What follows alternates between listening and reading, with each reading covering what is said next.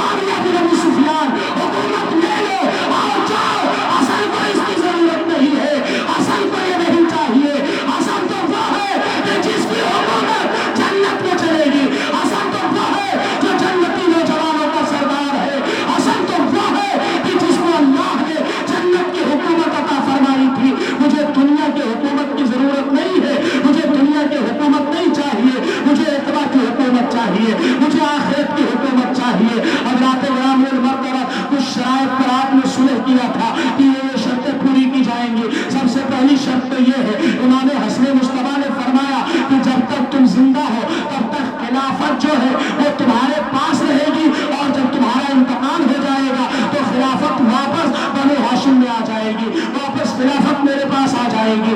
اور دوسری شرط یہ رکھی تھی کہ جب تک تم ہو تب تک اہل بیت اطہار کا وظیفہ مقرر کرو گے، اہل بیت اطہار کو وظیفہ ملنا چاہیے. اور تیسری شرط یہ تھی کہ تمہارے خلافت کے زمانے میں مکہ اور مدینہ کے لوگوں سے کوئی مواخذہ نہیں کیا جائے گا اس بات کا کہ جس بات کو لے کر کے لوگ میرے والد ماجد حضرت شیر خدا کے ساتھ جنگ صفین میں تمہارے ساتھ جنگ کیا تھا، جنہوں نے نہروان کے مقام پر جنہوں نے تم سے لڑائی کی تھی، ان سے کوئی مواخذہ نہیں کیا جائے گا. یہ تمام شرطیں آپ نے رکھی اور اس کے بعد صلح ہوتی ہے. حضرت امیر معاویہ شرطیں قبول کرتے ہیں، اس کے بعد صلح ہو جاتی ہے. جناب امیر معاویہ ملک شام چلے جاتے ہیں. حضرت امام حسن مصطفیٰ رضی اللہ تعالیٰ عنہ مدینہ طیبہ میں ہے. امام حسن مصطفیٰ رضی اللہ تعالیٰ عنہ کی شہادت زہر سے ہوتی ہے. امام حسن مصطفیٰ کو زہر دیا جاتا ہے. ایک مرتبہ جب زہر دیا جاتا ہے، حضرت امام حسن رضی اللہ تعالیٰ عنہ اپنے نانا رسول کے مزار پہ پہنچ جاتے ہیں اور جا کر کے نانا رسول کے مزار سے چمٹ گئے. اللہ کے پیغمبر صلی اللہ علیہ وسلم کے مزار مقدس کا خاک اپنے بطن و طہر میں لگاتے ہیں. اللہ کے نبی علیہ الصلوۃ والتسلیم کے مزار کی خاک جو لگا لے، اللہ اللہ نہ ہو آرام جس بیمار کو سارے زمانے سے تھوڑی سی خاک اٹھا لے جائے ان کے آستانے سے. حضرت امام حسن مصطفیٰ کا درد ختم ہو جاتا ہے، واپس گھر جاتے ہیں. دوبارہ انہیں زہر دیا جاتا ہے، دوبارہ پھر نانا رسول کے روضے پر پہنچتے ہیں، دوبارہ پھر درد ختم ہوتا ہے. تیسری مرتبہ میں جب آپ کو زہر دیا جاتا ہے تو زہر بہت سخت ہے، اور قدرت کہہ رہی تھی کہ میرے پیغمبر کی جو شہادت ہے، شہادت سری جو ہے وہ تمہاری شہادت سے ہوگی، اور شہادت زہری جو ہے وہ حسین ابن علی کی شہادت سے ہوگی. نبی نے فرمایا تھا کہ مجھے اللہ شہید کا درجہ دے گا. حضرات گرامی مرتبہ یہی نبی کی شہادت ہے کہ حسن کی شہادت یہ شہادت سری ہے، یہ نبی کی شہادت ہے. حسین کی شہادت یہ شہادت زہری ہے، یہ بھی نبی کی شہادت ہے. امام حسن مصطفیٰ کے پیٹ میں درد ہوتا ہے. امام حسن مصطفیٰ کا درد اتنا سخت ہے کہ امام حسن مصطفیٰ چارپائی پہ ہے، اور آپ کو جب الٹی ہوتی ہے تو خون بھی آتا ہے اور اندر سے اتری کٹ کٹ کر کے باہر آنے لگتی ہے، یہاں تک کہ دل بھی کٹ کے باہر آنے لگتا ہے. آپ سوچیں ذرا کہ کتنا خطرناک زہر رہا ہوگا وہ امام حسن مصطفیٰ کی اتری، اور دل جب باہر آنے لگتا ہے. حضرت سیدنا امام حسین عرض کرتے ہیں آپ ہمیں خالی ایک بار بتا دیں کہ زہر دیا کس نے ہے، آپ کو کس نے زہر دیا ہے. حضرت امام حسن مصطفیٰ فرماتے ہیں یہ مجھے معلوم نہیں کس نے دیا ہے، جس کے اوپر مجھے شک ہے اگر میں اس کا نام بتا دیتا ہوں تو تم اسے قتل کر دو گے، اور اگر کہیں وہ اس نے نہیں دیا ہوگا تو رب کی بارگاہ میں کیا جواب دوں گا. اور جس نے دیا ہے اس کے بارے میں مجھے پتا نہیں ہے تو میں کس کے بارے میں تمہیں بتا دوں. حضرات گرامی مرتبہ میں عرض کرنا یہ چاہتا ہوں امام حسن کو پتا تھا کہ زہر کس نے دیا ہے، اور پتا کیوں نہیں ہوگا، یہ نبی کے بیٹے ہیں، یہ نبی کے شہزادے ہیں. ارے جو دلوں کے راز کو جان لیا کرتے ہیں، جب غوث اعظم بغداد میں بیٹھے بیٹھے 70 مریدوں کے گھر پہنچ جاتے ہیں، جب غوث اعظم بغداد میں بیٹھے بیٹھے فرماتے ہیں نظر تو الى بلاد اللہ جنان تخردلت علی حکم اتصالی، میں پورے کائنات کو اپنے ہاتھ کی ہتھیلی پر رائی کے دانے کی طرح دیکھتا ہوں. جب عبد القادر کا یہ مقام ہے تو حسن مصطفیٰ کا مقام کیا ہوگا، امام حسن کا مرتبہ کیا ہوگا. امام حسن جانتے تھے کہ کس نے زہر دیا ہے مگر آپ نے بتایا نہیں. حضرت سیدنا امام حسن مصطفیٰ رضی اللہ تعالیٰ عنہ کا انتقال ہوتا ہے، آپ کی شہادت واقع ہوتی ہے. انا للہ و انا الیہ راجعون. امام حسن مصطفیٰ شہید ہوتے ہیں. حضرت سیدنا امام حسن مصطفیٰ کو دفنانے کے لیے سیدہ عائشہ صدیقہ رضی اللہ تعالیٰ عنہ نے اجازت دے دیا تھا کہ روضے رسول میں امام حسن مصطفیٰ کو دفن کر دیا جائے، نبی کے پہلو میں امام حسن کو دفن کیا جائے. جب جنازہ تیار ہو کر کے نکلتا ہے، مروان ابن حکم جس کو میرے نبی نے فرمایا تھا یہ گرگٹ ابن گرگٹ ہے، گرگٹ کی طرح رنگ یہ بدلتا ہے، گرگٹ کی طرح رنگ اس کا باپ بدلا کر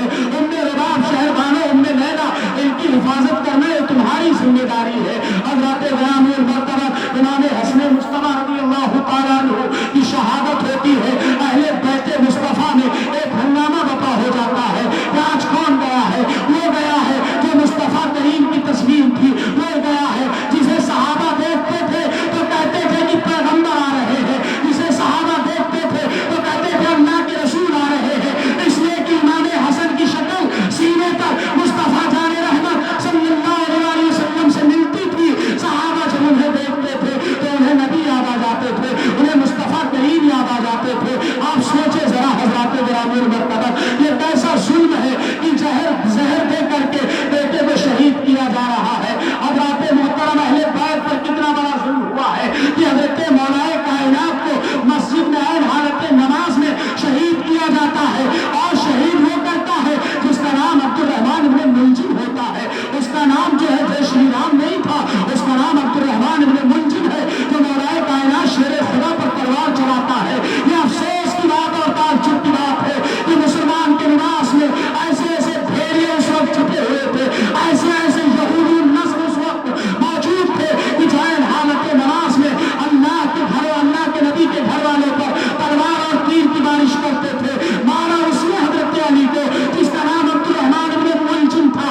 अगर और कुछ नाम होता तो अफसोस नहीं होता, लेकिन मारने वाला मुसलमान कहलाता था अपने आप को।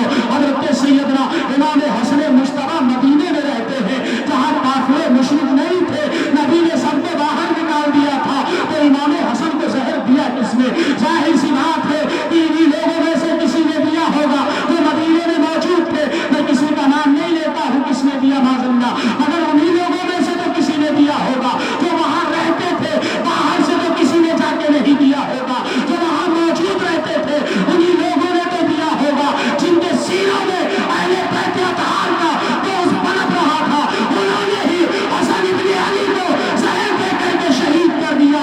हज़रत इमाम हसन मुश्तबा की शहादत इस्लाम को एक नई जिंदगी अता करती है, एक नया मोड़ अता करता है।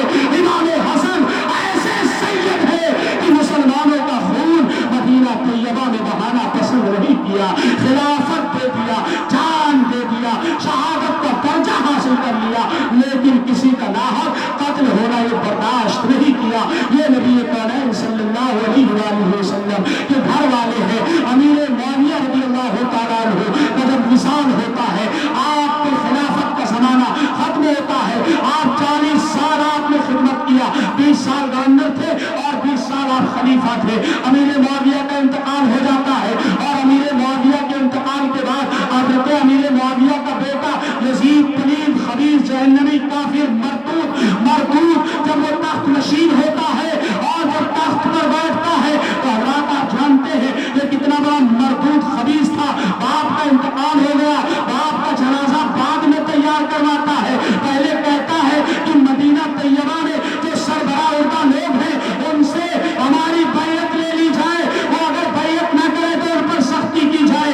इसे हुकूमत की लालच थी। हज़रत गिरामी मरतबा हज़रत अमीर मुआविया का इंतकाल हो गया। हज़रत अमीर मुआविया के इंतकाल के बाद जब यजीद तख्त पर बैठता है तो यजीद ने फौरन एक हुक्मनामा जारी किया और उसमें क्या लिखता है कि मदीना के गवर्नर उक़बा इब्न वलीद के नाम, हज़रत उक़बा इब्न वलीद के नाम उसने खत लिखा और उसमें लिखता है सुनो मेरी बयात जो है तुम पहले हुसैन इब्न अली से लो, अब्दुल्ला इब्न उमर से लो, अब्दुल्ला इब्न जुबैर से लो, अब्दुल्ला इब्न अब्बास से लो, इसलिए कि ये लोग जो है ये खिलाफत के ज्यादा हकदार है।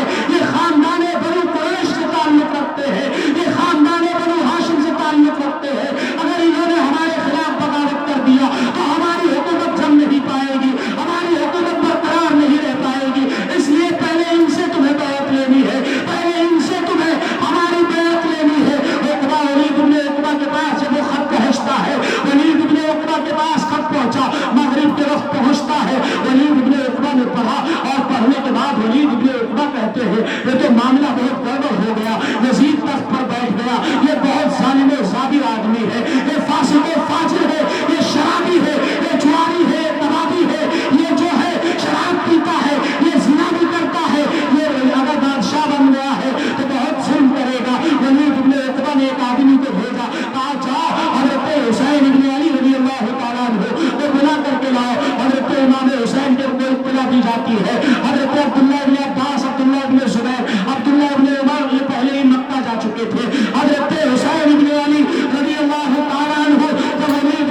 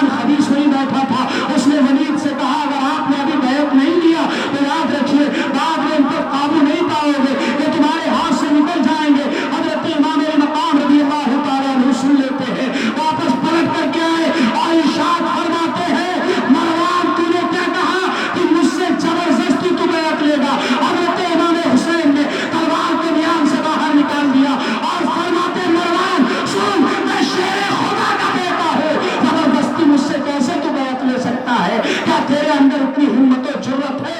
वलीद ने देखा कि मामलात बिगड़ रहे हैं तो वलीद ने फौरन कहा हुजूर आप तशरीफ ले जाए। हजरत इमाम मकाम रज़ी अल्लाह तआला अन्हु वहां से अपने घर तशरीफ ले गए।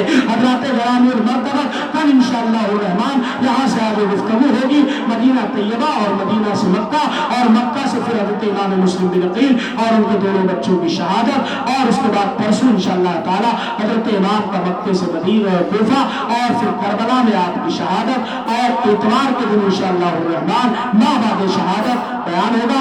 आप हजरात तशरीफ लाए। अल्लाह करीम की बारगाह में दुआ है कि परवरदिगार आलम हम सबको अहले बैत अतहार से मोहब्बत की तौफीक अता फरमाए। ये किस्से लतीफ अलीना तमाम है जो कुछ बयान हुआ या आगाज़ बात था। व आखिर दावाना अल्हम्दुलिल्लाहि रब्बिल आलमीन। अस्सलामु अलैकुम।